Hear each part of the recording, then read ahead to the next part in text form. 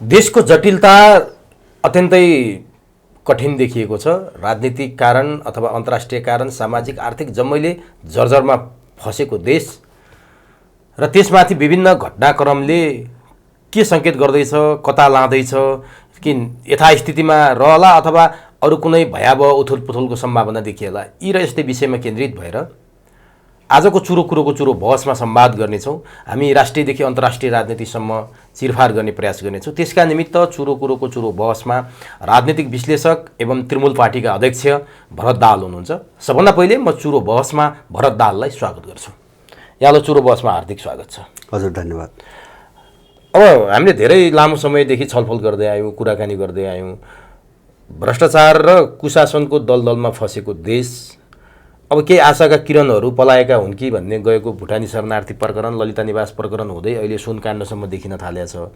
यी चाहिँ वास्तवमा अहिले खुलेका वैकल्पिक पार्टीलाई स्टनबाज गरे भनेर आरोप लाग्छ। त्यस्तै यी पुराना पार्टी अथवा प्रचण्ड भनौँ, माओवादी केन्द्रले आफ्नो अस्तित्वको लागि स्टन्ट मात्रै गरे हो अथवा साँच्चीकै भित्रै नाभिदेखि नै यी सम्पूर्ण फाइलहरू खोलेर म देशमा केही गर्छु भन्ने हिसाबले प्रचण्डले गरेका काम हुन्, के लाग्छ यहाँलाई? मैले यहाँबाट सुरु गरेँ। यस्तो छ, यसलाई जस्तो देशको समग्र भू राजनीतिलाई नबुझिकन यस्ता जो घटनाहरू बिचबिचमा आउँछन् नि, हजुर, यिनीहरूलाई बुझ्न असाध्य। एक त नेपालको परिस्थिति एकदमै जटिल र धेरै चिजहरू तपाईँको जोडिएर गाँठो परेको अवस्थामा छ। र अर्को परिस्थिति कस्तो छ भन्छ भने अहिले देशको जो चाहिँ राजनीतिक वातावरण हो, अब यो उम्लिन थालेको छ, होइन, विस्फोट हुन थालेको छ। अब विकृति विसङ्गतिका कुरा गर्ने हो भने तपाईँको हजारौँ छन्, यस्ता अपराधहरू हजारौँ छन्। अब सङ्कटको बेला कस्तो हुन्छ भने ती सबै एक ठाउँमा आएर जोडिन्छन्, एउटा कुनै कडीमा आएर जोडिन्छन्। अब अहिले हुन थालेको त्यही मात्रै हो। जस्तो अहिले प्रचण्डको पहलमा यो सबै काम चाहिँ छानबिन गर्ने हिसाबले अगाडि बढेको भन्ने जो एक थरी प्रचार गरिरहेका छन्, यो बिल्कुलै झुट र भ्रम हो। यस्तै भ्रमले गर्दाखेरि यिनीहरूले सधैँभरि चाहिँ शासन गर्न सफल भए। अब हामीले यस्तो कुरोमा विश्वास किन गर्न हुन्न भन्छ भने स्वयं प्रचण्डकै तपाईँको जीवन, होइन, उनको जिन्दगी त दुनियाँले देखिरहेछ नि। त्यो जिन्दगी, हिजो उनको जीवन कस्तो थियो, आज कसरी बाँचिरहेका छन्, उनका स्रोत के हुन्, होइन, उनी कसरी चलिरहेका छन्, यो सबै देख्ने मान्छेहरू। र त्यो बाहेक पनि जस्तो उनीसँग नामसँग जोडिएर जति पनि घोटालाहरूका कुराहरू आए, यो सबै हेर्ने हो भने प्रचण्डबाट यो काम सम्भव छ भन्ने चाहिँ सामान्य मान्छेले विश्वास गर्ने कुरा हुँदैन। अब यसलाई मैले कस्तो देख्छु भन्छ भने यिनी घटनाहरूलाई जस्तो अहिले समग्र विश्व चाहिँ नेपाल मात्रै होइन, नेपाल जस्ता देशहरू जो विदेशीहरूले खेलाएर बिल्कुलै विस्फोटक अवस्थामा पुर्याइसकेका छन् नि, धेरै देश छन्। जस्तो अफ्रिकामा छन्, एसियामा छन्, ल्याटिन अमेरिकामा छन्, नेपाल पनि त्यही भित्र पर्छ। जस्तो पाकिस्तानमा चाहिँ त्यस्तो भयो, अमेरिकनहरू हात हालिसकेपछि। यस्ता देशहरूको परिस्थिति अहिले कस्तो छ भन्छ भने कतिखेर के बहानामा के हुन्छ भन्ने कुरा भन्दै नसकिने अवस्थामा छ। किन भन्छ भने त्यस्ता कुराहरू चाहिँ हजारौँ छन्, होइन। जस्तो एउटा मात्रै दुईवटा मात्रै भइदिए भए, होइन, त्यो घटनाले कहाँ लान्छ भन्ने चाहिँ अलिकति अनुमान गर्न सजिलो हुन्थ्यो। जस्तो अहिले हेर्दा हामीले विश्वमा जस्तो अहिले मैले हेरिरहेको छु, जस्तो युक्रेन गर्दा गर्दै अहिले रुस र चाहिँ पश्चिमी सेनाहरूको सिधै भिडन्त चाहिँ अफ्रिकामा हुने स्थिति आइसक्यो। जस्तो नाइजरको जो चाहिँ सैन्य विद्रोह भयो, अब त्यो मान्छेले त्यो विद्रोहभन्दा अघिल्लो दिनसम्म संसारको कुनै पनि मान्छेले यस्तो स्थिति आउला भन्ने कल्पना गरेका थिएन। किन परिस्थिति त्यो बनिसकेका हुन्छ, भित्र बनिसकेका हुन्छ, कुनै एउटा निमित्त कारण चाहिँ बाहिर देखिने मात्रै हो। नेपाल त्यस्तो ठाउँमा छ अहिले। जस्तो चाहिँ तपाईँको श्रृङ्खलाबद्ध रूपमा जस्तो भुटानी केस आयो, अब त्यो ललिता निवास आयो, त्यसपछि सुनकाण्ड आयो, अब एनसेलले तयारी गरिरहेछ अरे, सबैको भण्डाफोर गर्ने अर्को तयारी गरिरहेछ। अब यसको अर्को पाटो हामीले के देखिरहेको छौँ भन्छ भने जसले यो गरायो अथवा जसले भन्दाखेरि पनि राज्य सत्ता सञ्चालकहरूले, जसले सत्ता सञ्चालन गर्छ, होइन, उनको संलग्नता नभइकन त यत्रा काण्ड त हुँदैन। एउटा कर्मचारीले यत्रा अरबौँ खरबौँका काण्ड गर्न त सक्दैन। ती कुनै पनि मान्छे चाहिँ तपाईँको अहिलेसम्म समातेका पनि छैनन्, कारबाहीको प्रक्रिया पनि अगाडि बढेको छैन। त्यस कारणले यसले के देखाउँछ भन्छ भने पहिलो कुरा त जस्तो दलहरू त सबै विदेशीले पालेका, उनले यहाँसम्म ल्याएका भए, यो सबैले बुझेको कुरो भयो। दल मात्रै होइन, राज्य प्रणालीका जति पनि निकाय छन्, सबै निकायभित्र त्यो विदेशी शक्तिले आफ्नो आफ्नो ग्याङ बनाएको छ। हैन। जस्तो पद्धति सिद्धियो, अनुशासन सिद्धियो, विधि सिद्धियो, कानुन सिद्धियो, केले पनि काम नगर्ने भएपछि अब सबै विदेशीसँगै मिलेर चाहिँ यत्रा भ्रष्टाचारका काण्ड गरे। अब तिनी सबै फाइल उनीसँग छन्, उनीको हातमा छन्।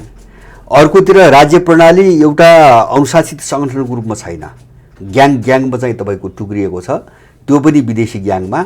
विदेशीले तिनीमध्ये एउटा ग्याङ प्रयोग गर्छ, भागो त्यति हो। जस्तो एउटालाई प्रयोग गरेर अर्कोमाथि आक्रमण र अर्कोलाई प्रयोग गरेर अर्कोमाथि आक्रमण, एउटालाई प्रयोग गर्ने, कुनै घटना बाहिर ल्याउने, त्यसपछि गिजोल्ने हैन, निष्कर्षमा जान नदिने। निष्कर्ष चाहिँ जाँदैन, कुनै पनि जाँदैन। जस्तो अहिले निष्कर्षमा जाने भने कस्तो हुन्छ भने, जस्तो हामीले देखिरहेछौँ नि, तपाईँको लाउडा काण्डदेखि गिरिजाको नाम मुछिँदै आएको हो। 48-49 सालदेखि चाहिँ यस्ता भ्रष्टाचारका कुराहरू आए। पजेरो काण्ड तेस्रो हाहाहु भयो, देश चाहिँ सारा चाहिँ गरम भयो। त्योदेखि लिएर अहिले पछाडि चाहिँ 63 पछि हेर्नुहुन्छ भने वाइड बडी, अब एनसेल, अनि यति ओम्नी, अब के अरे चाहिँ वायु सेवा हैन, आयल निगमदेखि लिएर भुटानी सुटानी हुँदै यहाँसम्म आछ। तर जसले गरायो, जसले अधिकतम पैसा तपाईँको लुट्यो, त्यो कुनै पनि मान्छे समातेको छैन, विशेष गरी राजनीतिक वृत्तको। यसले के बुझाउँछ भन्छ भने, तपाईँको यस्ता घटनाहरू बाहिर ल्याएर यिनलाई आतंकित पारेर काम गराउने एउटा चाहिँ विदेशीको खेल पहिलेदेखि छ हैन। निष्कर्षमा चाहिँ पुग्न नदिने, त्रासमा काम गराउने। जस्तो अहिले के भयो भन्छ भने, जस्तो अहिले यो तपाईँको भुटानी केस आयो। भुटानी केस आइसकेपछि तपाईँ याद गर्नुहोस्, अमेरिकनहरूको तारन्तार नेपाल भ्रमण भइरहेछ हैन। उनले अलिकति चाहिँ आक्रामक भाषामा एमसिसीको कार्यान्वयनमा सहयोग गर भन्ने चाहिँ उनले भनिरहेछन्। अब कार्यान्वयनमा लैजाने भन्ने पनि आइसकेको कुरो, अब लैजाने होइन, कार्यान्वयनमा त्यतिकै जाँदैन, अमेरिकनले त्यतिकै लग्दैनन्। जस्तो भदौदेखि कार्यान्वयन गर्ने भनेका छन् उनले, एमसिसी कार्यान्वयनमा सहयोग गर भनेको कुरो अर्कै छ होइन, अर्कै छ। जस्तो उनले सैन्य सम्झौता गराउन खोजिरहेछन्, एसपीपी हो वा पछि मैले पाएको सूचना चाहिँ अर्को साना साना युनिटमा, जस्तो उनले लिलीप्याड मोडल भन्छन् हैन। बाहिरी देख्दाखेरि कुनै सैन्य सम्झौता हुँदैन। अब कुनै सम्झौता बाढी पहिरो नियन्त्रण, कुनै सम्झौता आगलागी नियन्त्रण, कुनै सम्झौता मर्मत के अरे सम्भार उपकरण, सामान्य जस्तो त्यस्ता सामान्य युनिटको सानसाना 4-5 जनादेखि 8-10 जनासम्मका युनिट हुन्छन्। तर त्यो पुरै जालो हुन्छ। धेरै त्यस्ता क्षेत्रमा अलग अलग सम्झौता गराउने, एउटा जालो बिछाउने र त्यसलाई एक ठाउँबाट कमान्ड गर्ने। अब त्यो प्रस्ताव प्रचण्ड कहाँ गएको छ हैन, गएको छ। अब त्यो प्रस्ताव चाहिँ उनको टेबलमा गएको तपाईँको समयमा भुटानी काण्ड बाहिर आयो। भुटानी काण्ड बाहिर आयो। अब प्रत्येक काण्डसँग एउटा चाहिँ सहमति हो। जब एउटा काण्ड आउँछ भने त्यसका पछाडि विदेशको के खेल्छ हामीले हेर्ने त्यहाँ हो हैन। जस्तो आर्जुको नाम आयो, आर्जुलाई पक्राउ त गरिएन नि हैन। जस्तो मन्जु खाँडको नाम आयो, पैसा बुझेको भने उनलाई त पक्राउ गरिएन। केपी ओलीको श्रीमतीकै नाम पोले, बादलकै पोले, उनलाई पक्राउ त गरिया छैन। किन गरिया छैन भन्छ भने उनीहरूसँग बार्गेनिङ भइरहेछ हैन। अब ल्याइदिए, तिमीहरूले हाम्रो काम गरेनौ भने चाहिँ सिद्ध्याइन्छौ भन्ने। किन भन्छ भने ल्याइदिए बाहिरबाट, यिनले ल्याएकै होइन त्यो हैन। जस्तो अरू ग्याङ छन् त, ब्युरोक्रेसीमा ग्याङ छ, पुलिसमा ग्याङ छ, पार्टीभित्रै पनि यिनका आफ्ना ग्याङहरू छन्। कुनै एउटा ग्याङ उनले प्रयोग गर्ने हो हैन, बाहिर ल्याइदिने, बाहिर ल्याइदिएपछि यिनलाई समात्ने। र अहिलेसम्म चाहिँ त्यही खेल भइरहेछ एउटा पाटो। त्यस कारणले यो निष्कर्षमा जाँदैन। निष्कर्षमा जाने भनेको जस्तो सानातिना कर्मचारीहरू, एक दुईवटा पुलिसहरू हैन, तपाईँको कारबाही गरेको जस्तो गर्ने र थामथुम पार्ने, यिनको काम भयो भने। र यसको अर्को दोस्रो पाटो छ है। अर्को दोस्रो पाटो के हेर्नुपर्छ भन्छ भने, यदि यसरी चाहिँ त्यो साम्राज्यवादी शक्तिको मिसन अगाडि बढ्ने सम्भावना देखिएन भने यिनी सबैलाई चाहिँ सिधाइदिन पनि सक्छन्। जस्तो कामै नहुने भएपछि सिधाइदिन सक्छन् हैन। जस्तो पछिल्लो कालको एउटा सङ्केत, यो सर्वोच्चको एउटा निर्णय आयो नि। अब यो नीतिगत निर्णय पनि छानबिनको दायरामा, माधव नेपाल र बाबुरामको अहिलेसम्म यो कुरा गरिएको थिएन र माधव र बाबुराम चाहिँ हाम्रो काहीँ संलग्नता छैन भन्दै सार्वजनिक रूपमा बोल्दै हिँडेका थिए। हिजो त्यो सर्वोच्चको आदेश आउनुभन्दा अगाडि पनि उनीहरूको त्यही नै थियो। तर सर्वोच्चले चाहिँ उनीहरूले पनि मुद्दा चलाउन मिल्ने भनेपछि अब यसले फेरि अर्को एउटा बहसको सिर्जना गरेको छ। यहाँ के हो मैले देखेको के हुन्छ भने, जस्तो माधव नेपाल र बाबुराम मात्रै तानिँदैनन्। जस्तो यो निर्णय किन भयो भन्छ भने, निर्णय त गरेका छन् नि उनले, नीतिगत निर्णय, क्याबिनेटमा निर्णय गरेपछि चाहिँ त्यो मतियार हुँदैन त्यसमा, अरू मन्त्री पनि जान्छ। मैले भने अब यो किन आयो यो बाहिर भन्छ भने, नेपालको भूराजनीति जति सकसपूर्ण, जति चाहिँ तपाईँको एउटा जटिल अप्ठ्यारो बन्दैछ नि, अब यो दबाब र बार्गेनिङको प्रक्रिया त्यतिकै तीव्र, त्यतिकै हाई हुँदै गएको छ। यसैको लक्षण हो यो हैन।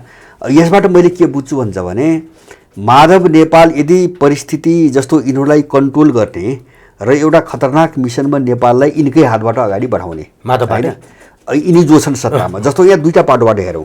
एउटा उनले मैले तपाईँसँगै पहिले भनेको थिएँ उनको पहिलो प्राथमिकता काङ्ग्रेस कब्जा गर्ने थियो, जस्तो गगन थापाहरूको जो अन्तर्विरोध आएको छ नि, काङ्ग्रेसको बैठकपछि त्यो सम्भावना देखिएन। गगन थापाहरूको शेरबहादुरले हाबी भए काङ्ग्रेसमा गगन थापाको अहिले भएको पार्टीमा कुनै चल्छ हैन भन्ने कुरो चाहिँ देखिएन। त्यो एक्सपेरिमेन्ट पनि थियो काङ्ग्रेसको बैठक। अब त्यसपछि आएको चाहिँ तपाईँको यो प्रयोग हो भन्ने लाग्छ मलाई।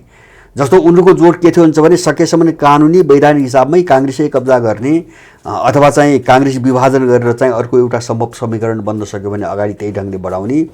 तर उनको चाहिँ जो योजना हो त्यो अगाडि बढाउने समीकरण चाहियो हैन। जस्तो काङ्ग्रेसको बैठकबाट त्यस्तो सम्भावना तत्कालै नदेखिया हुनाले अब अर्को कार्ड उनले फ्याँके जस्तो मलाई लाग्छ। जस्तो बाबुराम र प्रचण्डको नाम आयो, बाबुराम र माधव नेपालको हैन, जस्तो गरेका त छन् हैन, निर्णय त गरेका छन्। अब यो केस कहाँ हुन्छ भन्छ भने अब उनले जे सोचेर यो चाहिँ प्रक्रिया अगाडि बढाइरहेछन्, अब यो दबाब धम्की र आतंकित पारेर काम हुने स्थिति आएन भने माधव नेपाल र बाबुरामको नाम आउनु भनेको अरू सबै सिद्धिनु हो, अरू पनि तानिन्छन्। मैले त्यसरी बुझ्छु। यो चाहिँ एउटा मियो मात्रै बनाए, अब मियो बनाए हैन, किन त्यसमा माधव नेपाल र बाबुराम मात्रै पर्दैनन्, माधव र बाबुराम मात्र हैन, कोही पनि बाँकी रहँदैनन्। होइन उनको योजना सफल भयो भने यसलाई पनि अर्को कोणबाट चाहिँ थामथुम पारिन्छ। उनको योजना भने कस्तो हुन्छ यो मार्फत गर्न खोजेको चाहिँ के छ हैन। जस्तो यहाँ धेरै छ जस्तो चाहिँ म तपाईँलाई एउटा उदाहरण दिउँ। अहिले चाहिँ विश्वको उनको एउटा विशेष गरिकन अमेरिकन युरोपियनहरूको छ, एउटा चाहिँ तपाईँको इन्डियनहरूको छ। यहाँ जस्तो उनको समस्या कस्तो छ भन्छ भने म नाइजरको एउटा घटना उदाहरण मात्रै दिन्छु। अहिले नाइजरमा अस्ति 26 अगस्तका दिन चाहिँ तपाईँको सैन्य विद्रोह भयो। त्यहाँ चाहिँ अमेरिकाको एउटा टट्टु थियो राष्ट्रपति, चुनावै जितेर आएको तर टट्टु थियो राष्ट्रपति। अनि त्यहाँ चाहिँ लगभग युरोपियन र अमेरिकनका 5-6 देशका सेना छन्, पहिलेदेखि 2013 देखि त्यहाँ सेना छन्। जस्तो फ्रान्सका छन्, अमेरिकाका छन्, जर्मनीका छन्, युको नामबाट लगेको छ, इटलीको छ। अनि नाइजर कस्तो रहेछ भन्छ भने विश्वको चौथो ठुलो चाहिँ युरेनियम निर्यात गर्ने देश र उसको टोटल निर्यातको 40% चाहिँ तपाईँको खानी र खनिज तत्त्व मात्रै हैन, धातु र खनिज तत्त्व मात्रै। अब त्यहाँ सेनाले विद्रोह गरेपछि त्यो सबै बन्द भयो। जस्तो फ्रान्सले 15% युरेनियम त्यहीँबाट लग्थ्यो, सेना राखेर लुट्थ्यो। युले 20% लग्थ्यो, अरू बाँकी देशहरूले अमेरिकनहरूले लग्थे। अब त्यो लुट बन्द भयो। अहिले बन्द भइसकेपछि भयो के भन्छ भने अब उनीहरूले आफ्नो कुरो खाने केही देशहरूलाई उचालेर नाइजरमाथि आक्रमण गर्ने योजना बनाछन्। त्यहाँ केही देशहरूले निर्णय पनि गरेका छन्। अफ्रिकाका केही देशहरूले त्यो सैन्य शासनले राष्ट्रपतिको सत्ता पुनर्बहाली गरेन भने हैन हामी आक्रमण गर्छौँ भन्ने गरेका छन्, गर्न सकेका छैनन्। हिजो आइतबार म्याद गयो। अब नाइजरको पक्षमा 3-4 देशहरू खडा छन् लड्नको निम्ति। माने मैले त्यहाँ भन्न खोजेको मात्रै के हो भन्छ भने अब त्यो नाइजरलाई जो उनले लुटिरहेको थियो नि स्रोत सबै बन्द भयो नि, त्यो बन्द भइसकेपछि अब उनीहरू युद्धै गराउने चाहिँ तपाईँको दिशामा गइरहेछन्। जस्तो फ्रान्सले त नाइजरमाथि हमला भयो भने हाम्रो समर्थन हुन्छ भनेर बोलिसक्यो। मैले नेपालमा के जोड्न खोजेको भन्छ भने जस्तो उनीको स्रोत ब्लक हुने बित्तिकै उनले युद्धको बाटो समाते नि, युद्धको बाटो समाते पश्चिमाहरूले, युद्ध नै गर्नुपर्छ भन्ने हिसाबले गए। अब नेपालमा त्यही हो। जस्तो यहाँ के हो भन्छ भने जस्तो एमसीसी आएको छ। अब एमसीसी के हो भन्ने कुरो सबैलाई थाहा छ हैन। जुन शक्ति लाग्यो यिनको, जसरी दबाब दिए, धम्की दिए, त्यो चिजले पनि त्यो अनुदान सुन्दान के होइन भन्ने कुरो बुझिरहेछ।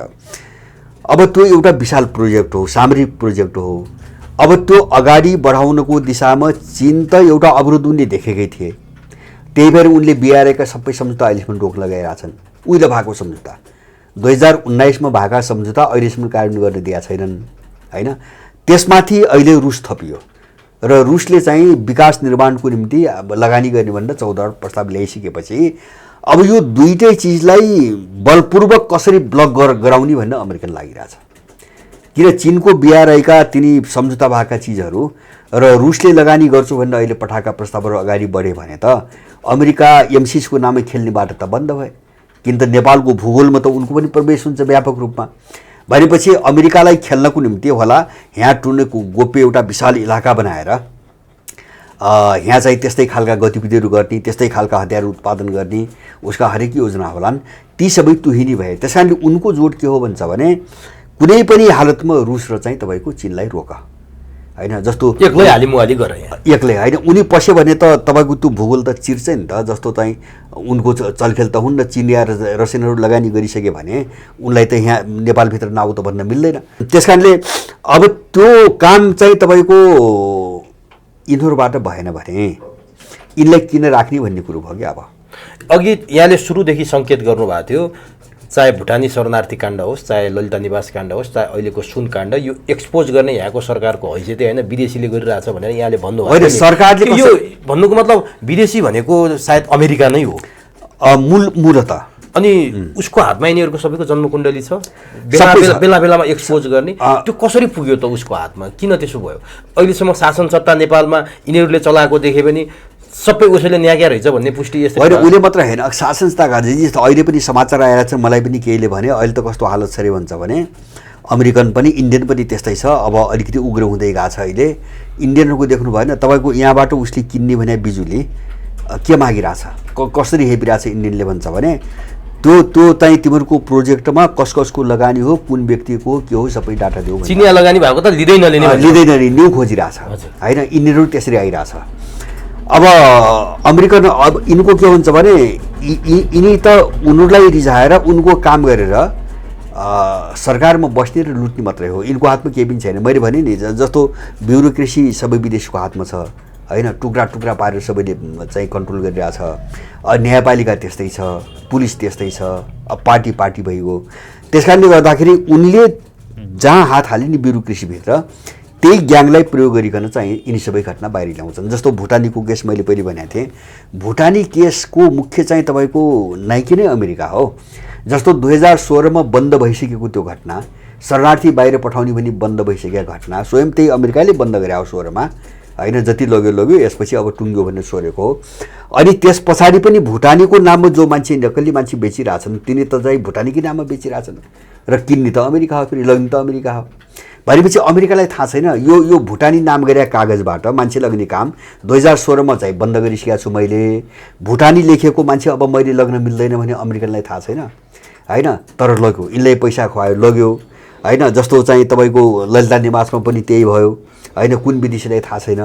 उनले किन गराउँछन् भन्छ भने, यस्तो घटना किन गराउँछन् र गर्न दिन्छन् अथवा त्यो वातावरण किन बनाउँछन् भन्छ भने यिनलाई फसाएर भोलि चाहिँ घाँटी समात्नुपर्छ।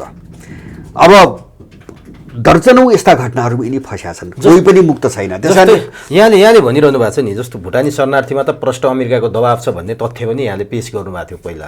यो सबै विदेशीको दबाब छ भनिरहँदा अहिले वैकल्पिक खुलेका पार्टी अथवा वैकल्पिक नेता रवि लामिछानेकै नाम लिउँ न त, उहाँले चाहिँ जब हामी 21 सिट ल्याएर अलि ठुलो दल भयौँ अथवा हस्तक्षेप गर्ने र दबाब दिने ठाउँमा आयौँ, हाम्रो दबाबका कारण सरकार यी सबै फाइल खोल्न बाध्य भएको भनेर उनी सार्वजनिक रूपमै बोलिरहेछन्। फेरि त्यतातिर चाहिँ के हो नि फेरि खासमा होइन, यो नौटङ्की हो। यो कस्तो हुन्छ भने, जस्तो मान्छेको कस्तो हुन्छ भन्छ भने जो मान्छेले केही गर्दैन नि होइन, बाहिर चाहिँ नौटङ्की देखाउँछ जसले केही गर्दैन नि, त्यसले बढी कुण्ठा उगल्नुपर्छ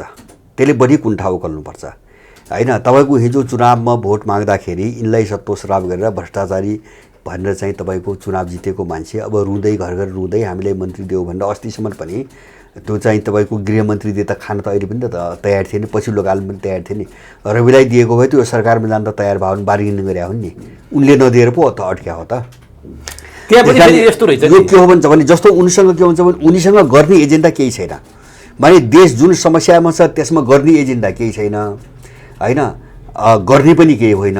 दबाब यिनको होइन अहिले जसरी यिनको दबाबले यस्ता घटना निस्किने भए, यिनको दबाबले यिनले यस्ता घटनाहरू सार्वजनिक हुने भए त सबै यिनको हातमा जान्थ्यो नि। यिनी मन्त्रीको निम्ति उनी कहाँ रुन जानु पर्थ्यो होइन।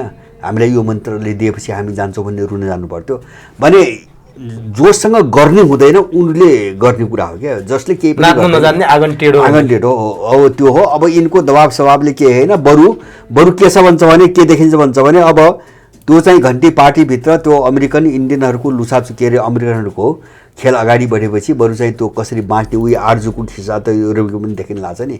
इन्डिया दौड्ने अब त्यो पार्टी खोज्दिन लाए अरूले होइन त्यहाँ समाचार आइरहेछन् नि मारकाट हानाहान होइन त्यो पार्टी कहिले कब्जा गर्ने भन्ने खेल त सुरु भयो त्यो जोगिनुको निम्ति इन्डियातिर धाउने अवस्थामा उनीहरू पुगेका छन् होइन भनेपछि अब जवाब दिने हैसियतमा छैनन् होइन यो त मजाक हो यो एउटा चाहिँ तपाईँको ठट्टा मजाक होइन हो भर्खरै आएको पार्टी यत्रो चाहिँ क्रेज पनि थियो क्रेज त जनतामा भएको हो नि असन्तुष्टिको क्रेज रहेछ त्यो सैद्धान्तिक क्रेज र यिनले केही गर्छन् भन्दा पनि पुराना पार्टीको असन्तुष्टिको विद्रोहको अथवा आक्रोशको भोट चाहिँ त्यता पर्या रहेछ भन्ने अहिले देखियो मैले के जोड्न खोजेँ भने त्यसरी आएको पार्टी र त्यस्तो वाह वाह गर्दै आएको 21 सिटको पार्टी अहिले चाहिँ चितवनमा महिलाका लागि बस भन्छन् ब्लू बस जुन अमेरिकामा पनि रहेछ त्यो अचम्म यहाँ भइरहेछ त्यो निलो कलरको बस अनि त्यसपछि एउटा चाहिँ मोबाइल सेवा जस्तो बनाएर एउटा एम्बुलेन्स जस्तो बनाएर दिए रहेछन् जुन एउटा अस्पतालको रहेछ उसले फिर्ता लिइसक्यो त्यो रङ पनि गैर कानुनी भनेर आइसक्यो यस्ता काममा रवि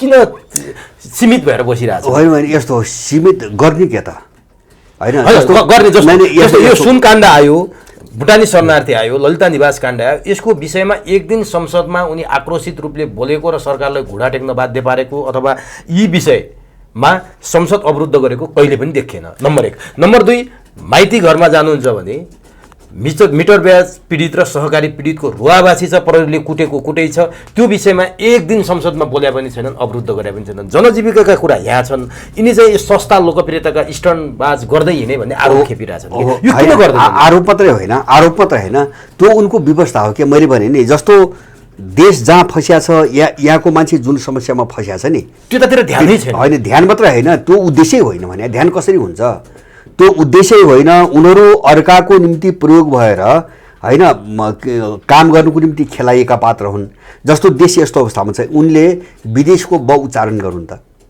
कुनै विदेशीको ब उच्चारण देश त विदेशी चलाछ नि यो त लाटो मान्छेले पनि भनिरहेछ आम रूपमा देखा परिरहेछ होइन देश विदेशीले चलाछ भन्नु यिनले भनुन् होइन अमेरिकन इन्डियन युरोपियन सारा चिज अरू पनि चाहिँ त्यसरी आइरहेछन् अथवा तपाईँले भन्नु मिटर ब्याजको कुरा भयो त्यो त कुरै छैन क्या त्यसको विषयमा संसदमा त्यो उद्देश्य नै होइन भने के त्यस कारणले जब त्यो उद्देश्य छैन भने त्यस्तो मान्छेलाई बढी नौटङ्की गर्नुपर्ने हुन्छ होइन किन बाहिर तामझाम तडक भडक हुन्छ नि हास्यास्पद जोकरको जस्तो तडक भडक हुन्छ नि वाहियात खालका अब त्यो गर्नुपर्ने व्यवस्था हुन्छ किन त्यो अस्तित्व रक्षाको सङ्कट हो होइन अस्तित्व रक्षाको सङ्कट हो एजेन्डा छैन सिद्धान्त छैन दस्तावेजै त अहिलेसम्म छैन होइन त्यो पार्टीको दस्तावेजै छैन त्यो निर्वाचन आयोगले किन दर्ता गर्यो तिनलाई थाहा होला अब त्यसले पनि कसैको निर्देशनमा गर्यो होइन दस्तावेज नभएको पार्टी पनि अनि चाहिँ तपाईँको पार्टी हुन्छ भनेपछि अब उनले गर्ने के त यस्तै चाहिँ नौटङ्की देखाउने मान्छेलाई अलिकति अल्म ल्याउन सकिन्छ भन्ने चाहिँ एउटा उपाय न हो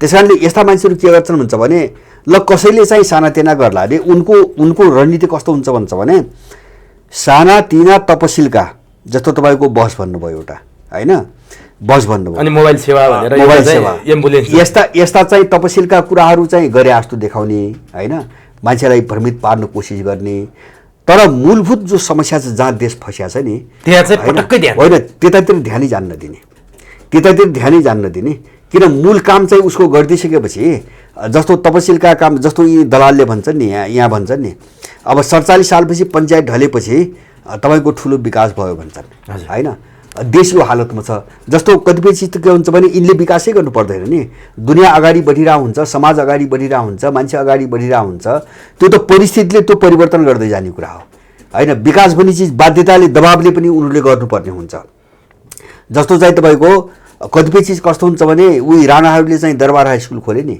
आफ्नो निम्ति खोल्या हो नि होइन जनता निम्ति भनेर त होइन तर त जनताको 2-4 जना छोराछोरीले पढ्न त पाए नि त तर जनता निम्ति खोल्या त होइन त्यस कारणले यस्ता चिजलाई चाहिँ तपाईँको यस्ता चिजमा चाहिँ मान्छेलाई बहकाएर उनले चाहिँ उ गर्न खोजेका छन् यिनको यो नौटङ्की के हुन्छ भने चुनावको बेला जुन मान्छेमा भ्रम थियो जुन जे थियो त्यो नराम्रोसँग स्खलित भइसकेको छ अनि एउटा अस्तित्व रक्षाको ठुलो सङ्कटमा छ भने यिनको पछि लाग्नेहरूलाई ठुलो धोका चाहिँ भयो है थोरै समय छोटै समय भयो नि धोका त भयो नि मान्छे अब छोड्ने मनस्थितिमा पुगे जस्तो लाग्न थालिसक्यो होइन छोड्छ नै स्वाभाविक रूप छोड्छ एउटा मान्छे हो इमोसनमा आउँछ उत्तेजनामा आउँछ धेरै कुरो बुझ्दैन मासले भिडले धेरै कुरा बुझ्दैन त्यसमा पनि के छ भन्छ भने यो सत्तामा बस्ने अपराधीहरूले देश यस्तो बनाएको बेला एउटा आक्रोश छ बदलाको भावना छ होइन तपाईँको अब त्यस कारणले यिनलाई कसरी हराउने भन्ने मात्रै सोचमा जान्छ त्यो पनि चुनावको बेला चुनाव भने त्यही नै हो होइन यसलाई दिने कि त्यसलाई दिने भन्ने न हो अब यिनको रिसले अर्कोलाई दियो कुरो भएको मात्रै हो तर त्यो जनमत यिनीहरूको होइन त्यो जनमत यिनीहरूको होइन, यिनले त्यो बुझेनन्। त्यस कारणले यो पछिल्लो कालमा जो चाहिँ उनको चाहिँ तपाईँको साख, कथित साखमा जो चाहिँ स्खलन आउँदै गयो त्यसलाई कसरी रोक्ने ढाकछोप गर्ने भनेर यस्ता प्रहसन गर्छन्, केही छैन। तर मैले बुझे के हुन्छ भने जस्तो अहिले पनि उनीहरू काङ्ग्रेस, एमाले, माओवादी चक्कर त त्यही वरिपरि लगाइरहेछन् होइन। तिनले जे गर्थे त्यही गरिरहेछन्। कहिले केपी ओली, कहिले प्रचण्ड, कहिले शेरबहादुर, त्यो चक्कर त्यो सेरोफेरोभन्दा बाहिर तिनको राजनीति त छैन। उनका घर घर जाने होइन, कहिले यो समीकरण कहिले त्यो समीकरण, कहिले सरकारलाई समर्थन फिर्ता कहिले चाहिँ तपाईँको समर्थन होइन, अहिले जारी राख्ने। माने यो दायराभन्दा बाहिर उनी कहाँ गए भने देशको समस्यामा गए कहाँ। तर यिनको हेर्नुहोस् त अर्को एउटा चर्चा भएको यो अलिकति केटाकेटी पारा जस्तो देखिन थाल्यो के पार्टीमा विभागको हुन त यहाँले पनि पार्टी चलाउनु भएको छ, पार्टीमा यस्ता नियम बन्छन् बन्दैनन् थाहा भएन। उनको पार्टीमा चाहिँ कुनै पनि विभागको चाहिँ नेतृत्व गर्नलाई स्नातकोत्तर पास गर्ने भनेर एउटा फरमान जारी गरेका छन्। आफू चाहिँ +2 रहेछन्, सभापति +2 अनि पार्टीको विभागको प्रमुख चाहिँ स्नातकोत्तर गरे हुनुपर्ने। यस्ता यस्ता कुरा चाहिँ किन गर्छन् यिनी भनेर चाहिँ होइन, त्यो खेल अर्कै हो। मैले बुझेको मात्र के हो भन्छ भने यो चाहिँ जस्तो उनका विभाग, उनको समग्र पार्टीको संरचना त्यो पढे लेखेका भन्ने चाहिँ बहाना नौटङ्की देखाएर यो पश्चिमा स्कुलिङबाट पठाइएका मान्छेहरूले पार्टी क्याप्चर गर्ने योजना अरू केही पनि होइन। त्यहाँ अर्को मान्छे नपसोस्। जस्तो चाहिँ अब ब्याचलर अथवा डिग्री के अरे चाहिँ मास्टर गरेका मान्छेले मात्रै विभाग लिने भनेपछि त यहाँको मान्छे त गयो नि त। अब राम्रो मान्छे त्यहाँ त पस्नु पाउनु भएन नि।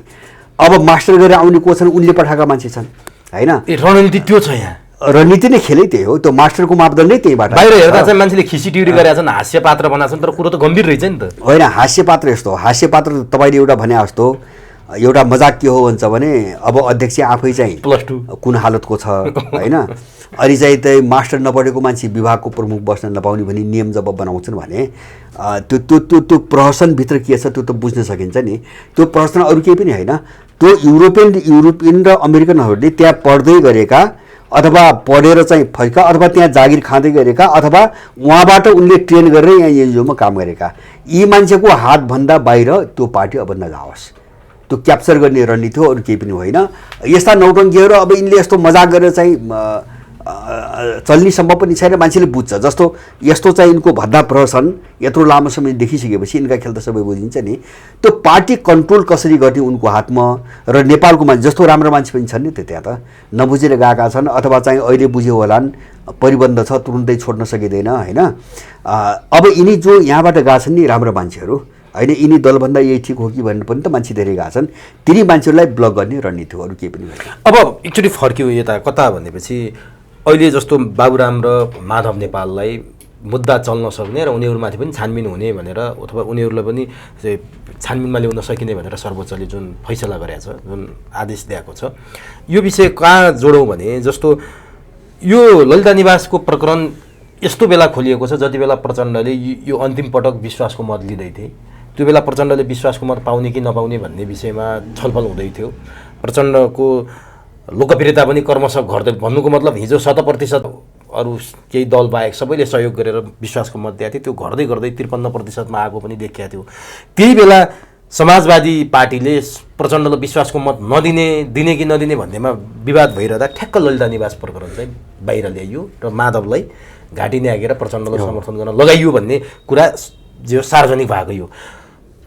कुनै काण्ड बाहिर आउँछ भने केही न केही घटना घटिरहेको हुन्छ, यहाँले भने जस्तो केही न केही बार्गेनिङ भइरहेको हुन्छ भने जस्तो अघि थोरै कुरा त यहाँले बोल्नु भएको छ। अहिले के हुनसक्छ यसको भित्रको रणनीति? बाबुराम र माधवलाई पनि छलफलमा ल्याउन सक्ने, मुद्दा चल्न सक्ने भनिसकेपछि आजसम्म होल्ड गरेर राखियो, ठ्याक्कै यही बेला चाहिँ ल्याउनुको पछाडिको अर्थ चाहिँ के छ? जस्तो एउटा चाहिँ तपाईँको दबाब दिएर यिनलाई चाहिँ काम गराउने एउटा बाटो। दोस्रो यसबाट के देखिन्छ भन्छ भने अब उनीभित्र विग्रहता आयो नि, जस्तो गठबन्धन अब विग्रहता आयो, जस्तो माधव नेपाल पनि तानिसकेपछि यही फैसला आइरहँदा माधव नेपालको पार्टीको बैठक बसिरहेको थियो जहाँ झलनाथ खनालले भनेको थियो हामी दक्षिणपन्थी र माओवादीको पुच्छर बाहेक केही हुन सकेनौँ, पार्टी जन्मेदेखि केही पनि गर्न सकेनौँ भनेर 200 झलनाथ त्यो बोलेको थिए। बेलुका यो फैसला आएको छ कि त्यो एउटा जस्तो अब प्रचण्डकै हातबाट गराउनु पऱ्यो नि त। उनले अन्तर्विरोध कसरी ल्याउनु थाल्यो अब भन्छ भने जस्तो माधव नेपालमाथि कारबाही त अब प्रचण्डले गर्नु पऱ्यो। अब सर्वोच्चले बाटो खोलेपछि त्यो प्रक्रिया थालिन त प्रचण्डले गर्नु पर्यो। त्यसले गर्दाखेरि अब गठबन्धनभित्र चाहिँ एउटा घटक अब त्यहाँ रहने कि नरहने भन्ने समस्या। माधवले कारबाही गर्दा त त्यो पार्टीले समर्थन नगर्न सक्छ, समर्थन गर्दैन नै होइन, समर्थन गर्दैन नै। नगरिसकेपछि एउटा चिज के हुन्छ भने मैले भने नि एउटा तीरले हान्छन्, त्यसका पछाडि चाहिँ 3-4वटा उद्देश्य हुन्छन् क्या। जस्तो माधव नेपालले तपाईँको तानिदिसकेपछि अब सरकार ढल्ने सम्भावना पनि खतरा पनि बढ्यो होइन, सरकार ढल्ने। जस्तो अरू त सामान्य हुन्, जतिखेर पनि फिर्ता लिन्छन्।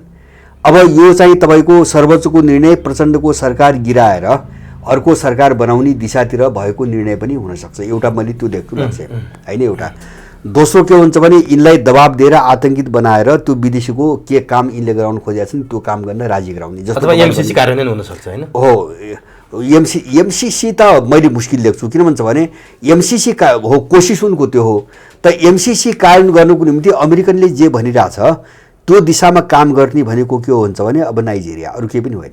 भनेको सैनिक विद्रोह, सैनिक विद्रोह होइन, यहाँ सैन्य मुठभेड हुन्छ, अन्तर्राष्ट्रिय शक्तिकै मुठभेड हुन्छ यहाँ होइन। जस्तो तपाईँको अमेरिकन एजेन्डामा एमसीसीको निम्ति चीनलाई र रुसलाई टोटली ब्लक गराउनु, त्यो त्यसको नतिजा के निस्कन्छ, त्यसको नतिजा के निस्कन्छ, उनले छोड्छ। जस्तो नाइजरमा के अब रुस वाग्नरले जिम्मा लियो, नाइजरको सेनाले अब त्यो युरेनियम चमाईको भण्डारदेखि लिएर देशको सुरक्षाको सबै जिम्मा रुसको प्राइभेट आर्मी वाग्नरलाई जिम्मा दिइसक्यो होइन, उनले सहमति गरिसके। भनेपछि अब वाग्नर जे भने पनि हो त रुसी सेना, भनेपछि अब त्यो रुसी सेनासँग भेट्नुपर्ने स्थिति आयो कि आएन। त्यहाँ पश्चिमाहरू रुसी सेना भनेपछि युक्रेनबाट जोगिएर चाहिँ तपाईँको लडाइरहेका पश्चिमाहरू अब गएर नाइजरमा गएर रुससँग भेट्नुपर्ने स्थिति आयो होइन। त्यो भिडन्त हुने बित्तिकै यो विश्वभरि फैलिन्छ अब होइन। नेपालको भूराजनीति छोड्छ उनीहरू, तिब्बत टुक्र्याउने मिसनमा एमसीसी आउने चीनले छोडिदिन्छ। अनि रुसले 14वटा प्रस्ताव हेर्नुहोस् न। एउटा त्यसमध्ये एउटा प्रस्ताव के छ भन्छ भने मेचीदेखि महाकालीसम्म रेल लाइन बनाइदिने कुरा छ, रेल लाइनको विस्तार गर्ने कुरा छ।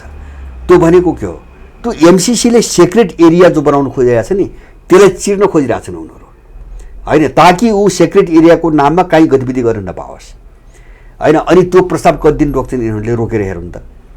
त्यस कारणले गर्दाखेरि यो सम्भवै छैन। एमसीसी त जस्तो अहिले पनि ऊ मैले बीबीसीमा हेरेँ, नेपाली बीबीसीले एमसीसीको भविष्य अलिकति धर्ममा पर्दै गएको भनेर चाहिँ तपाईँको समाचार छाप्न सुरु गरिसक्यो होइन। किन चल्दैन, किन एमसीसी त्यो ट्रान्समिसन लाइन बनाउन आएकै होइन भने होइन। त्यसका पछाडिको खेल अर्को छ, त्यो पुरा हुँदैन भने अमेरिकाले त्यो अनुदान दिने भनेको जो ऊ हो त्यो पनि दिँदैन। अन्त्यमा चाहिँ अब खेल्छ, 5 वर्ष त खेल्ने ठाउँ त पायो नि त समता भएपछि, 5 वर्ष खेल्छ, सकेन भने चाहिँ मेरो चित्त बुझेन भन्छ, फिर्ता हुन्छ, पैसा एक सुगा पनि दिँदैन। हाम्रो पैसा पनि जान्छ उल्टो होइन, खर्च त यहीँको हुने हो। अहिलेसम्म त तपाईँको 5 तारे होटलमा अफिस राखेर पैसा त होइन, त्यो 5 वर्षसम्म यहीँबाट हुने हो। काम भएको छैन तर अर्बौं पैसा खर्च उनले त खाइरहेछ नि, तलब खाइरहेछन्, लुटिरहेछन्। 5 तारे होटलमा युक्रेनबाट समाचार आइरहेछ, अमेरिकनले जति डोनेसन दिन्छन् नि, जति पैसा दिने 80% अमेरिकनले फिर्ता लिइरहेछ अरे होइन। यति अरब त्यति बिलियन यति चाहिँ मिलियन यति बिलियन भनेर चाहिँ दिनदिनै समाचार, 80% रकम त्यो अमेरिकामै फिर्ता गरिरहेछ, उनले खाइरहेछन् होइन। उनका तलब तोक्छन्, अनि कन्सल्टेन्ट राख्छन्, सबै राख्छन्। अब पाउने भनेको 20% हो त्यो युक्रेनहरूले, त्यो 20%मा पनि तपाईँको त्यसको आधाभन्दा बढी हिस्सा भ्रष्टाचार होइन। युक्रेनमा भ्रष्टाचार, सत्तामा बस्ने भ्रष्टाचार। अनि युक्रेन त्यसै बर्बाद भएको छैन, नत्र यत्रो खरब। अस्ति एउटा चाहिँ तपाईँको समाचार आएको थियो, अमेरिकाले अफगानिस्तानमा 10 वर्षमा जति खर्च गर्यो पैसा, त्यो पैसा युक्रेनमा 1 वर्षमा खर्च गर्यो। पैसा त्यसरी बगाइरहेछ तर दिइरहेछ, किन भन्छ पैसा त उसैले लगिरहेछ, आफूले खर्च गरे जस्तो देखिन्छ तर खर्च गरे जस्तो पैसा त उसैले लगिरहेछ। अनि जस्तो अब यो माधव र बाबुरामकै कुरा गर्दा यहाँ केही न केही अर्को एउटा रणनीति हुनसक्छ भन्ने यहाँको सम्भावना भयो। एमसीसी कार्यान्वयनमा आउने त यहाँले चुनौती देख्नुभयो, अरू के हुनसक्छ यो भित्रको बार्गेनिङ? एउटा प्रचण्डको सरकार ढालेर के देउवा र ओलीलाई मिलाएर फेरि अर्को सरकार बनाउने हो? त्यो विकल्पमा पनि धेरै प्रयास भइरहेछ। जस्तो उनले निकास खोजिरहेको थियो, एमसीसी सम्भावना नभए पनि जस्तो कोसिस त के हो भन्छ भने एमसीसीकै हो। अहिले पनि एमसीसीकै हो, उनले प्रयास त गर्ने भयो नि। जस्तो उनीहरू पनि लागेका छन्। अर्कोतिर के छ भन्छ भने अमेरिकन मात्र होइन, त्यही ढङ्गले इन्डियन पनि लागेका छ। जस्तो अहिले इन्डियनको कसो भन्छ भने अमेरिकनहरू यो काङ्ग्रेसभित्र जो अन्तर्विरोध उनले देखे र यो गगनको ज्ञानको जो रवैया देखे नि होइन यो बैठकभन्दा अगाडि, यसबाट इन्डियनहरू अलिकति तर्से तर्से र जस्तो भुटानी केसमा आजु साजु सबैका नाम ल्याइदिइसकेपछि यिनीहरू सबै डरले चाहिँ तपाईँको इन्डियाको खुट्टा ढोक्न गएका छन् होइन। हामीलाई बचाऊ भन्ने इन्डियामा खुट्टा ढोक्न गएका छन्। इन्डियाले अहिले यिनी सबैले हात लिएको छ होइन। नेपालका दलका यिनी अहिले जो सरकारी गठबन्धन भन्छ नि यिनी सबैलाई अहिले चाहिँ हातमा लिएको छ र उसले प्रयोग गरिरहेको छ। अब त्यसकारणले अब यो घटना के हुन्छ भन्छ भने जस्तो अहिले यो माधव नेपाल सहितको बाबुराम सहितको नाम आयो नि, एउटा कोणबाट यो इन्डियनहरूको जो प्रेसर बढिरहेछ यसलाई कमजोर बनाउने खेल पनि देख्छु मैले यो अमेरिकनहरूको होइन। जस्तो माधव नेपाल र बाबुरामहरूकै नाम आयो नि, इन्डियन प्रेसरलाई चाहिँ कमजोर बनाउने भनेको गठबन्धन तोड्ने होइन। अब जब यो गठबन्धनबाट उनले गठबन्धनमा इन्डियाकै हालिमुहाली हो, गठबन्धनमा इन्डियाकै छ अहिले पछिल्लो भुटानी काण्डपछि इन्डियाकै हालिमुहाली छ। इन्डियाकै हालिमुहाली मात्र होइन, यहाँ त प्रत्येक मन्त्रीहरूलाई निर्देशन दिनुको निम्ति इन्डियन दूतावासले एकजना मान्छे खटाएको छ अरे अहिले होइन। उनले फोन गर्ने यसो गर त्यसो गर यहाँका मन्त्रीहरूलाई सबैलाई यसो गर त्यसो गर सबै उसले आदेश दिइरहेछ, दूतावासबाट खटाइरहेछ। किन उनले भुटानी काण्डपछि अलिकति मौका पाछन् होइन। यिनी डरले पनि एकजुट हुन गए, जस्तो रवि समेत गए, मैले अघि नै भनिसकेँ नि होइन। त्यो चाहिँ आफ्नो पार्टीभित्रको हविगत देखिसकेपछि उनी पनि गए भनेपछि इन्डियनहरूले अब यो अहिले केस आउँदाखेरि मलाई लाग्छ यो अमेरिकनहरूले जस्तो सर्वोच्चबाट जो फैसला भयो नि यसको सङ्केत मैले के देख्छु भन्छ भने जस्तो न्यायपालिका सबै चाहिँ पश्चिमाहरूले किने संस्था हो होइन।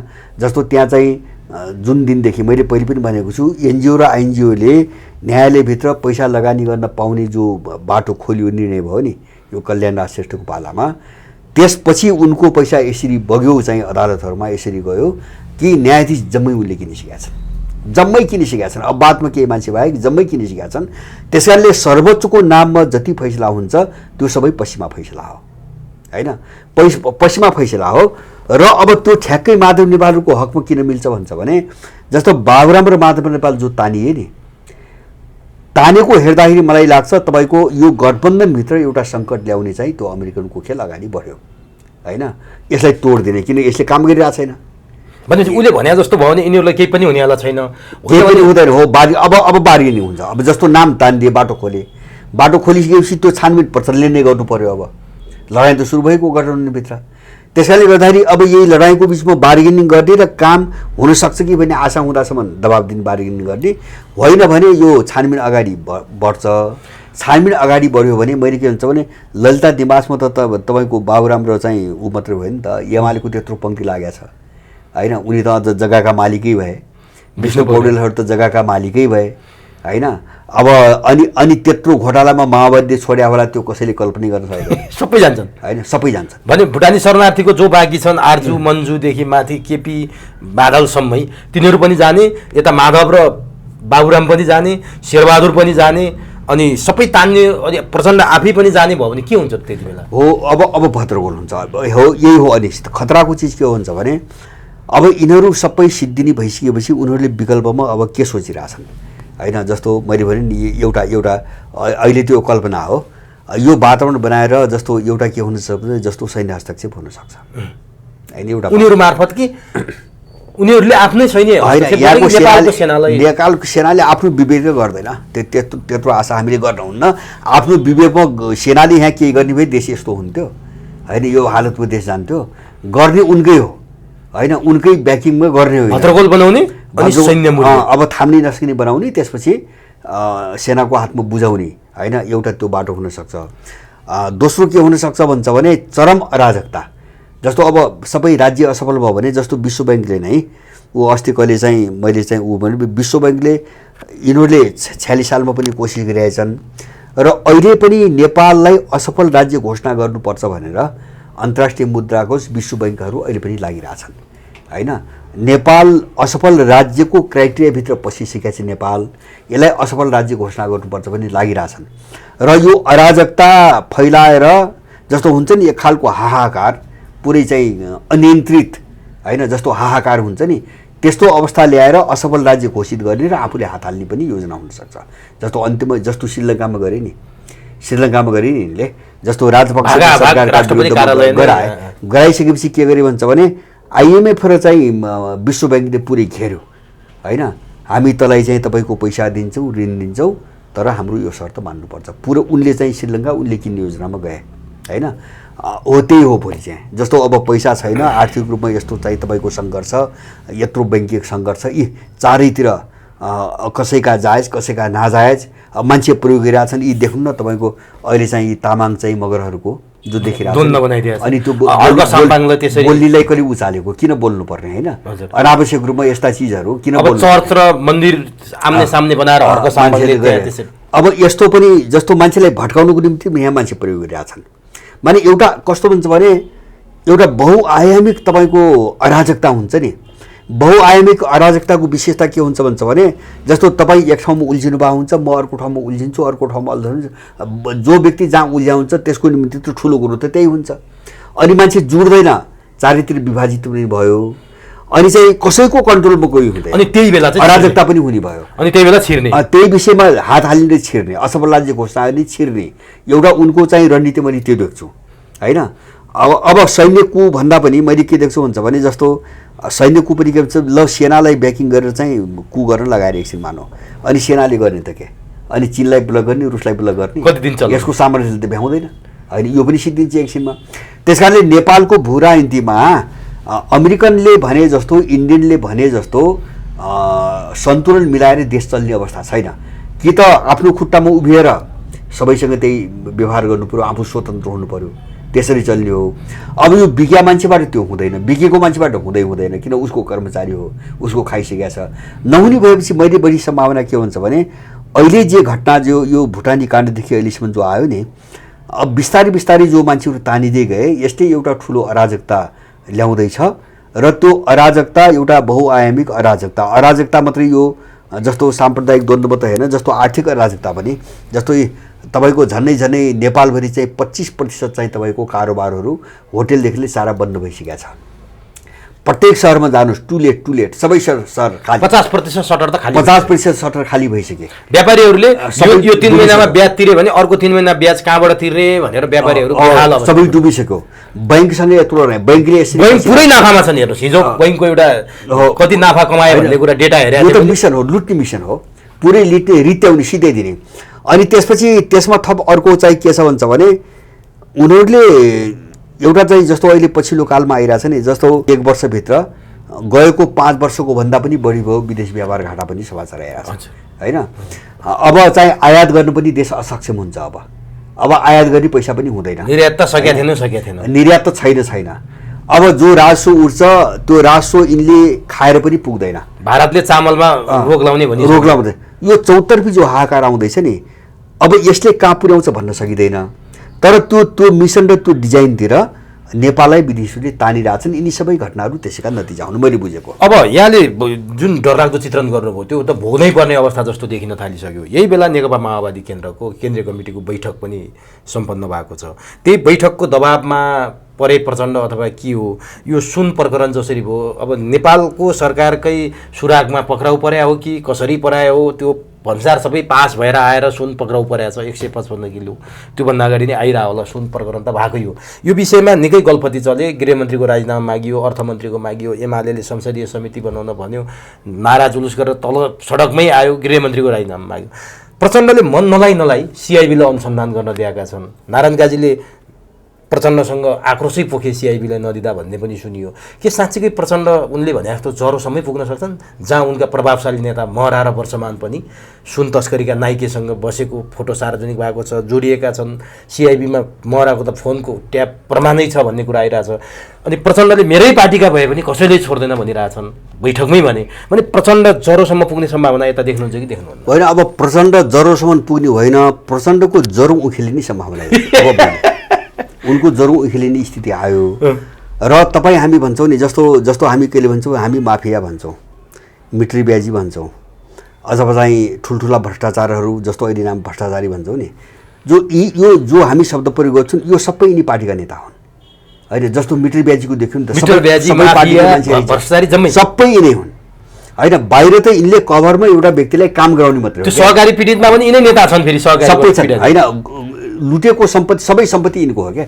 जस्तो चाहिँ मिटर ब्याजी पनि त सबै त्यो मधेसवादीहरू सबै नेतै त रहेछन्, उनका हाली महली भएर नि यत्रो चाहिँ तपाईँ स्वयं नारायण काजी माथि आरोप लागिरहेछ मिटर ब्याजी होइन। यिनका सहकारी मलाई थाहा छ, यिनले माओवादीका चाहिँ तपाईँको सयौँ सहकारी छन्, नारायण काजीका थुप्रै सहकारी छन्, मलाई थाहा छ होइन। सहकारीको पैसा कहाँबाट आउँछ, यिनले कहाँबाट लगानी गर्छन्, अनि त्यो भने के सहकारी भने चाहिँ तपाईँको 20 लिएर चाहिँ 24% विभिन्न बहाना बनाएर सर्भिस चाहिँ चार्ज भन्नेदेखि लिएर बहाना बनाएर लुट्ने सहकारी, यो सबै धन्दामा छन् यिनीहरू होइन। त्यस कारणले गर्दाखेरि यिनी जरोसम्म पुग्ने चाहिँ कुनै पनि सम्भावना हुन्न। एउटा सामान्य कुरो मैले अघि नै भने नि, यथार्थ के हो भन्छ भने यिनले अहिलेसम्म जे अपराध गरे त्यो सबै फाइल चाहिँ विदेशीको हातमा छ, सबै फाइल उनको हातमा छ। एउटा दोस्रो कुरो चाहिँ राज्य प्रणालीका सबै अङ्ग टुक्रा टुक्रा भइसकेका छन्, सबै ग्याङ अलग अलग रङ्गले उनको हातमा छ, उनले कुनै ग्याङ प्रयोग गर्ने हो। जस्तो सुन चाहिँ तपाईँको एयरपोर्टबाट त आयो नि, कसरी आयो त बाहिर? त्यहाँ त प्रहरीको कुनै त्यहाँ त कर्मचारी छ, प्रहरी छ, सारा चिज छ, अनि त्यो त कुइन्टल सुन होइन, त्यो एयरपोर्टबाट चाहिँ बाहिर त आयो, बाहिर आयो गेटमा आएपछि पक्राउ पर्यो भनेपछि त्यहाँ छिराइकन बाहिर ल्याइकन पछि लागेर त्यहाँ बाहिर आएर पक्राउ गरिएको छ भनेपछि त एउटा योजनामा सुन पकडेर यो सबै घटना छताछुल्ल पार्ने योजनामै त्यो भएको छ हैन। नत्र भने त तपाईँको गेटमा आएर चाहिँ बाहिर एयरपोर्ट गेटमा पक्रिने सुन त भित्रै पक्रिन्थ्यो नि। अनि सिआइबीले जिम्मा दिने कि संसदीय उच्च स्तरीय समिति बनाउने भन्नेमा दलहरूको बीचमा हो त्यो केपी ओली सबैभन्दा बढी चाहिँ संसदीय समिति बनाउनेमा देखे, गृहमन्त्रीको राजीनामा मागी राखे, बोलेको बोलै गरे केपी ओली। यहाँ के हो, यो राजनीति बहुत भयो क्या सुनमा। होइन अब जोगिने जस्तो छानबिन कहिले गर्ने, जस्तो संसदीय समिति भने त यिनै नै हुन्। व्हाइट बोडी र ओम्नी त यिनीहरूले त्यतिकै समिति भने त यिनै हुन्, यिनै एमाले काङ्ग्रेस माओवादीको मान्छेहरू हुन्। अब त्यहाँ लगेर चाहिँ तपाईँको थामथुम पारेर यसलाई सिद्ध्याउनु त सजिलो भयो होइन। जस्तो अब त्योभन्दा बाहिर गयो भने के हुन्छ भन्छ भने जस्तो सिआइबी त यिनको हातमा त छैन होइन, सिआइबी त यिनको हातमा त छैन।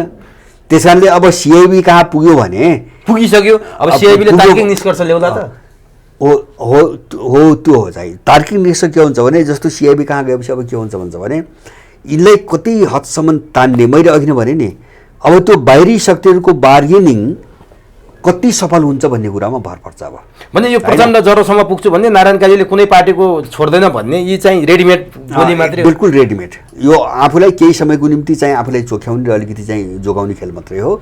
यिनी कोही पनि तर प्रचण्डले सायद महरा र वर्षमानतिर सङ्केत गरे होला पार्टी बैठकमा भने कि मेरै पार्टीका हुनुहुन्छ कोही भने पनि मैले कसैले छोड्दैन विचार गर्नुहोस् भनेर पार्टी बैठकमै बोलेका छन् प्रचण्ड।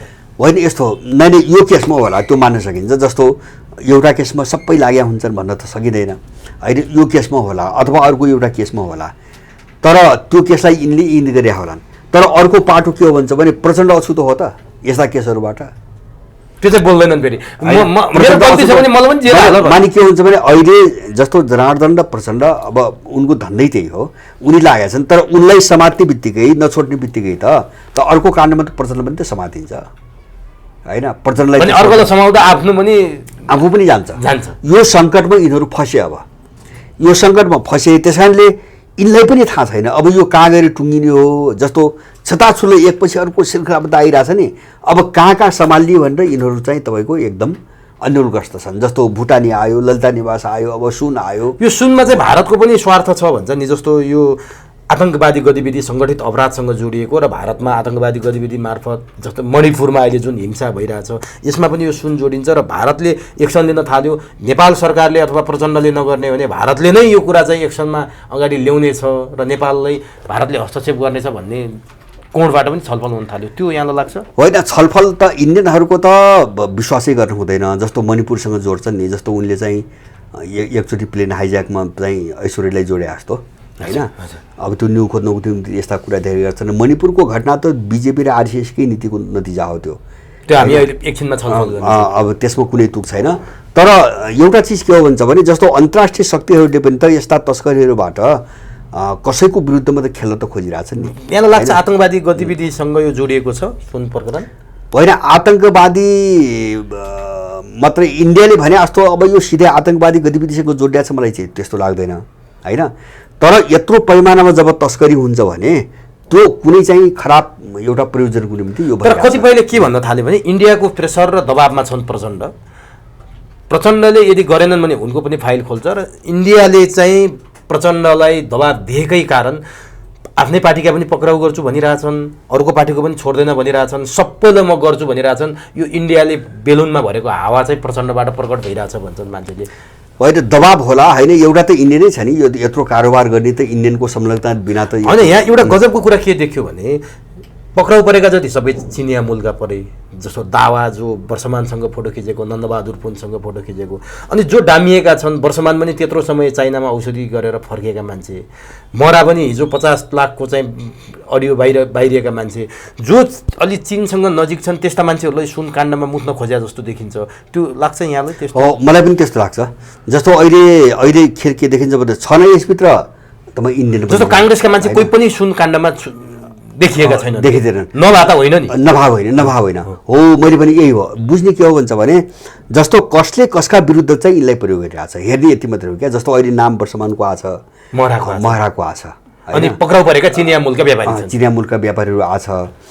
त्यस कारणले यसको रणनीति के हुनसक्छ, मैले अघि नै भने नि, जस्तो एउटा ग्याङबाट एक्सपोज गराए, यसको रणनीति के हुनसक्छ भन्छ भने जस्तो चीन र नेपालको बिचमा सम्बन्ध बिगारिदिने, जस्तो अहिले सैन्य भर्तीको चाहिँ तपाईँको रुसको विषयमा सैन्य भर्तीको कुरो आइरहेछ नि, भइरहेछ, सबैलाई थाहा छ। त्यो अपराध त यहाँको राज्यले गरे हो नि, होइन, रुसलाई गाली गरेर हुन्छ, होइन, इन्डियनलाई बेच्ने, ब्रिटिसलाई बेच्ने, अनि चाहिँ अर्काले भर्ती गरेर पनि गाली गरेर हुन्छ।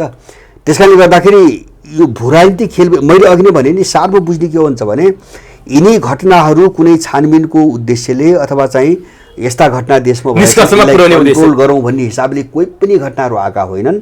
घटना यिनले बाहिर ल्याएको पनि होइन, घटना सबै बाहिर विदेशीहरूले ल्याएको हो।